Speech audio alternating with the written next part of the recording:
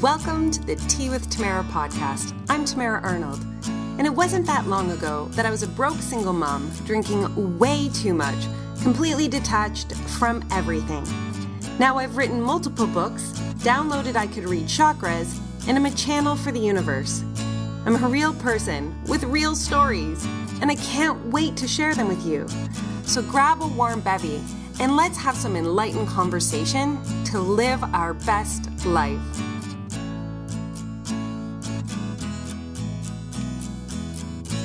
Happy Magical Monday, you guys. I'm so excited to drop an incredible bomb on you guys that hopefully will help you understand the most important thing in your life, in your business, for experiencing it at the highest level that you possibly can. And I know it's something that we all tackle with. I mean, I tackle with it. My husband tackles with it. Even my kids tackle with it. So it really is a really powerful thing to understand and to work on and to create space for. And the number one thing in our lives, our businesses, our relationships, our families, all the good stuff is us.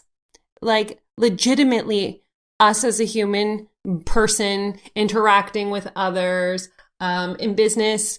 If you are an entrepreneur such as I am, legitimately the work I do on me equals my ability to be a better entrepreneur, to be able to serve at a higher level, to be able to support my clients, to have a staff and a team, to, really expand and grow and get my message further and further out on a global platform.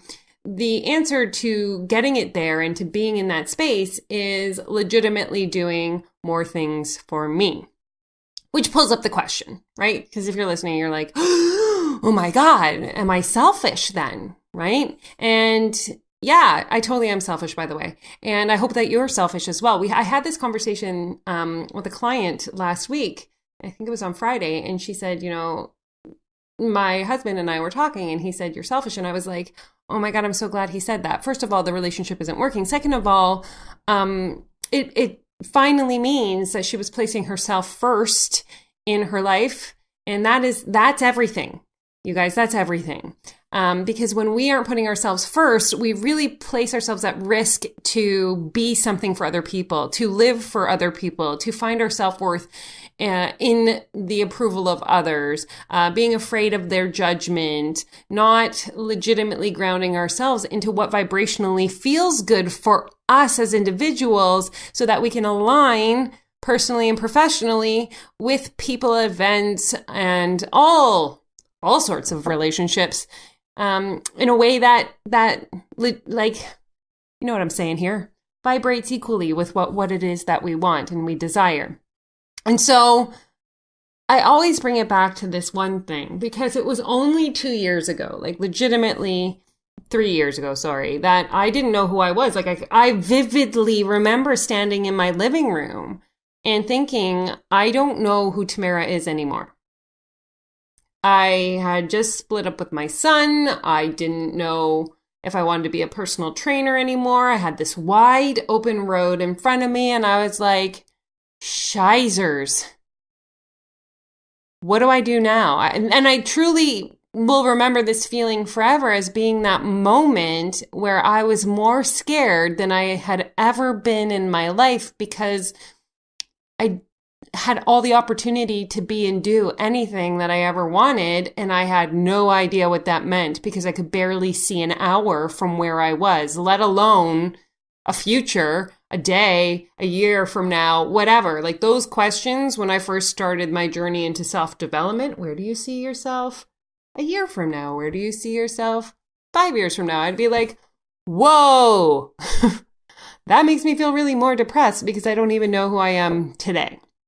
So I had to start really small.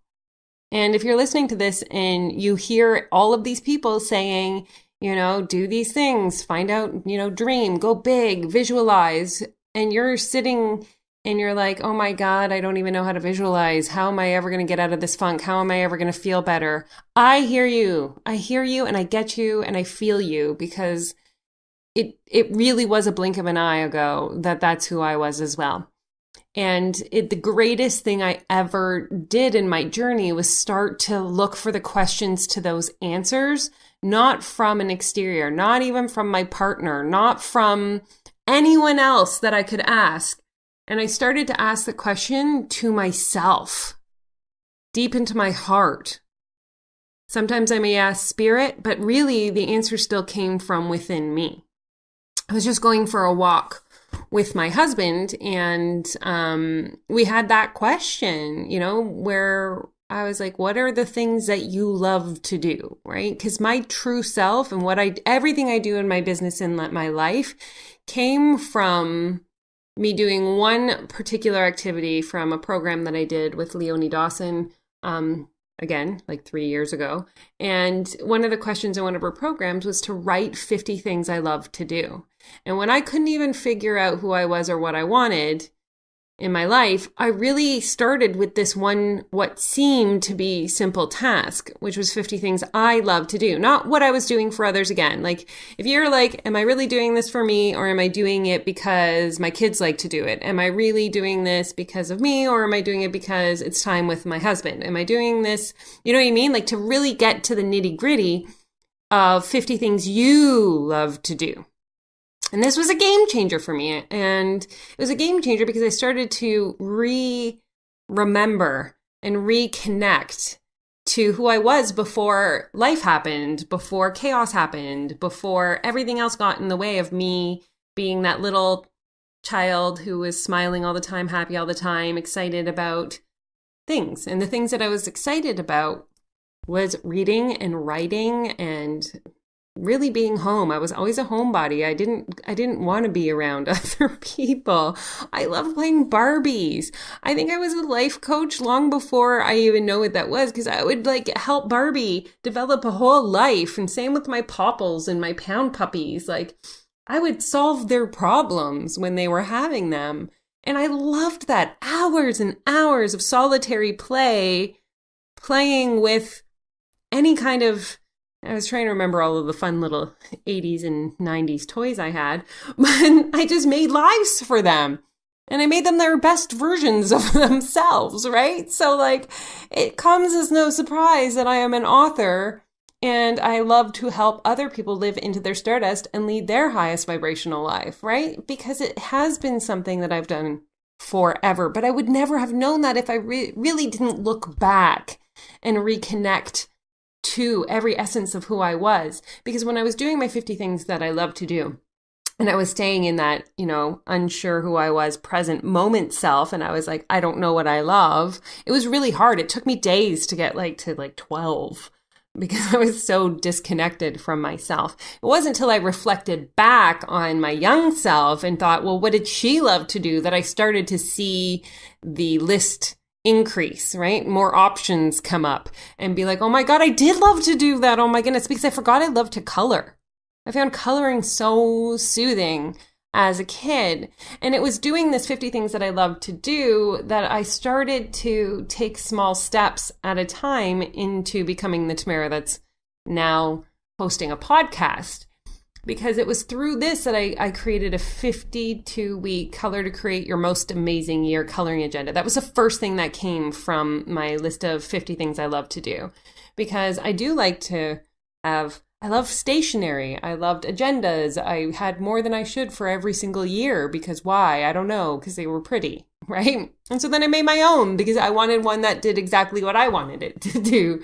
And then I did an intention card deck because I have 20 something oracle and tarot card decks, right? And so it was like, well, words are really important, so I'm going to make my own deck. And then it became authoring and do you know what I mean? It was this 50 things that I love to do that created what I slowly started taking steps into my future based on the information that I was gathering. And so I was having that conversation with my husband while we were walking today, because I think that so many of us have completely disconnected from our inner self, right? I ask a lot of people what they visualize for their futures, and I get I don't know. Right? I still ask people to do the things that I was uncomfortable with which is to plan out a year from now, because I think that that's good. Like, I want to know what I want for a year. I could tell you what my goals are a year from now in 2019. And as 2018 comes closer and closer to an end, I will keep, embellishing and getting bigger on what I would like 2019 to do when I write future self statements. But it all began with I am statements. I didn't jump into future self because I couldn't see myself as being that future self person. I was still trying to convince my current self that I was successful and, grounded, and I had boundaries. And so I would write those things. I am saying no to things that don't feel good for me. That's where I started. So just to give you from twos, right? And so you get to this place where you realize that doing things for others just to try and make them happy only leaves us feeling detached, emotionally, physiologically, disconnected from the people. They know when we're not present. It's just an uncomfortable place to be. And so the power of taking the time to get to know yourself better and putting really clear boundaries in place for your health and your wellness creates more space for you then to explore what it is that you are actually meant to do in this world. And the more that you work on yourself, the more grounded you become in the service that you provide. And the more you work on yourself, the more you realize that you were born perfect and you didn't need anyone else's approval as a baby to say that you were perfect, because we are all perfect just now, right now, where we are, without doing anything else, without losing the weight or gaining the weight or making more money or having more friends or being successful, because you already are successful. That's a whole other podcast. You just are perfect. And so when we get to that space of working on ourselves and getting to that aligned, comfortable space, it really is just tapping into that knowing of that perfection in which we already are. So therefore, we do not need any external gratifications, approvals, any physical accolades, gold stars. Whoever made the gold star thing, I was right up for that. Like, give me some stickers. Man, that worked on me. If you did this, you could pick a sticker. I want the sticker. So I'm going to be all the things that you want me to be able to go up to the front of the classroom and get that sticker. Oh, I still love stickers. I had the greatest sticker album ever. And then I just gave it to my daughter not that long ago because I kept my sticker album because I was so obsessed with stickers, because stickers represented my self-worth. Funny that, right? But just to give you the example is that we learned early to be what other people wanted us to be and to get that approval in whatever way that it was coming so that we would feel like we were doing things right. And so today I'm asking you to be willing to break down the beliefs that you need external validation to feel like you're doing something good, to be worthy of this turn of the earth in this physical body, because sisters and brothers, you are freaking amazing just the way you are. And all you need to do is turn that vision of not looking for anything from the external and really listening to your heart center, to your soul, to who it is that you really are inside. And then take it slow. Take it slow. Start with doing something for yourself every day, just one thing. So don't get overwhelmed with starting a major morning routine or having everything together, because that's overwhelming. We want to make it so that we're successful in everything that we do. Write the list of 50 things that you love to do. Start to reconnect to the very essence, to your core, to what you were placed on this earth, that stardust. And begin making small steps every single day. Write, I am statements. I am worthy. I am deserving. I am a rock star. I am, and you can get bigger, I am wealthy beyond all reason. I'm okay with having more money than I can spend. Think about that one for a second. But you write I am statements to ground yourself into who you really are. And then you work from there into future self statements. Right? But always begin with where you currently are And every single thing that you do for you right now is a success and a celebration. And don't skip over that. Don't think too far ahead and say, but I haven't done this. Stop it. Come back and be like, no. I'm going to say, for an entire week, I asked myself, what is one thing I can do today? And I listened to the first thing that I heard, whether it was have a bath, go for a walk, call a friend, go for coffee, read an hour of my favorite book, whatever it is. And at the end of that week, you don't think, yeah, but I didn't journal every morning. I didn't meditate. Don't go there. Stop, come back and celebrate. I did one thing for myself every single day. Because the more you get okay with doing one thing for yourself, you realize that your internal vibrational energetic system is shifting. And you're starting to pay attention to you and your energy. And when you start to pay attention to you and your energy and what vibration you're placing out into the world, that is when everything in life starts to change to match that vibration. Because you are putting you first. And that's the most important thing. Because when everything else in life disappears, you still need to be good with you. Right? But I love you. And I think you are legitimately the coolest person in the land. A, because you're listening to this podcast. That makes you automatically cool in my book.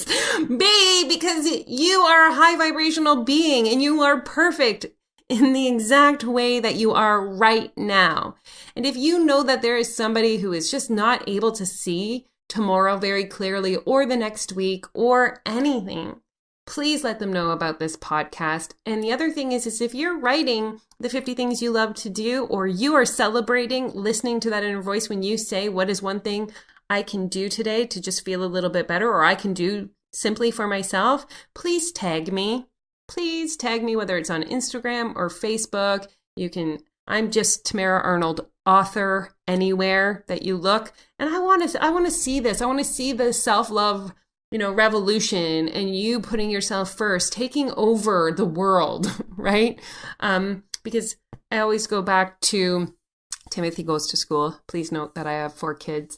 And, Frank used to say, me before you, me first. And I still think of Frank and me before you, me first, but in a beautiful way, right? Like I need to put me first so that I can be better for you. And so please tag me, follow me at Tamara Arnold, author, anywhere that you are, on Instagram or Facebook, whatever your platform is your favorite. And let's celebrate you. I want to celebrate you. And I think you're magical. So I hope you have the most magical Monday in the land. Care Bear stare of love from me to you.